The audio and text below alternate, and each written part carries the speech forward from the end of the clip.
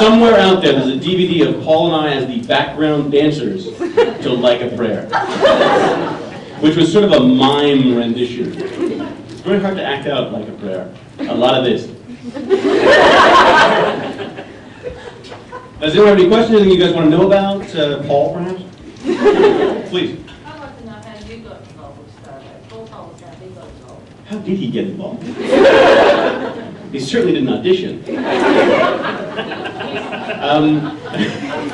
It's just so easy to pick on Paul.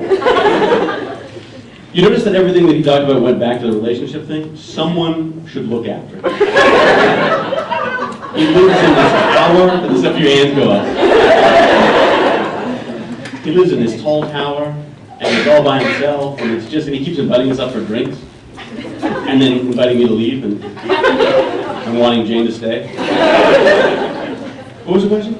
How did you get involved?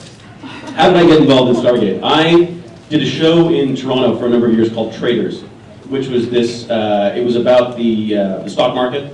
It's about a team of traders who work for the TSE, the Toronto Stock Exchange, and I played this very strange little fellow. I don't know how that happened. Who's actually very sweet. He's almost the opposite of Rodney McKay. He was incredibly intelligent. He was a derivatives trader. So that derivatives, for those of you who don't know, it is an incredibly complex sort of formula that they come up with for trading. So you know, if the price of wheat hits a certain number and the oil prices go down and there's a hurricane in Idaho, then I will trade you soybeans at X amount of dollars. And that's a simple one. So a lot of techno jargon, again. Except it was real stuff, so you couldn't make stuff up.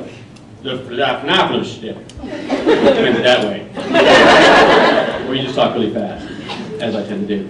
But, so I did this show for like 5 years, and Robert Cooper called when I moved down to LA, and Robert Cooper called and said, look, we do this show, Stargate, and I'd seen it, of course, on television. Looking around, every time I saw a spaceship, like, wow, that's a cool show. Kind of like Dr. Who, so I did the whole sort of like, oh yeah, Stargate, yeah. And so he invited me to do an episode, and so I was like, oh great, fantastic, super great, talk to the agent, we'll get it all sorted out, and then I was working. So it was like, sorry, can't do it. So it was an episode actually where I was supposed to be, you guys will know the episode probably more than I will, but it was an ascended ancient who falls in love with Amanda, Amanda's character. Yeah, there you go. Everyone's like, yeah, whatever. Seen it? And so I couldn't do that. I came back for this, and then a couple months later he invited me back for this McKay role. And McKay was, he's pretty unpleasant. I read this script, I was like, oh, this guy, I'm going to have fun with this. Of course, the only problem is, when they invite you back as a lead of a spin-off show, then you've still got to be a jerk. I was like, oh, damn, why was I such a jerk? Why couldn't I have been charming and good-looking in action? You know, but so that's how I originally got involved in Stargate. So we did 3 episodes of that, and then Atlantis. Atlantis was interesting because originally it was written for a character called Ingram, who is an African American astrophysicist who's a bit of a cold fish. He was just very cold and sort of clinical, very sort of data kind of character. And so I originally auditioned for that role. And when I got the role, I was originally cast as Ingram, which I thought was strange. And then just before I flew out, Jane and I moved in together, and I think we hadn't actually unpacked the boxes yet. There were we've been about 4 days, I think it was. We sort of painted the place, and then all of a sudden I was like, I got good news, and I got bad news. Good news is I got a job. Bad news is I'm leaving tomorrow morning for 9 months. So Atlantis, showed up on Atlantis. They'd already shot about a week. And I think my first scene was with the lovely and talented Paul McGillian, and it's really gone downhill from there. I think does that cover the question? Anything else you want to know? The audition was fantastic, by the way. Yes. Who's your favorite Doctor Who? Which Doctor? Ooh, you know, it's hard because I grew up originally with John Pertwee.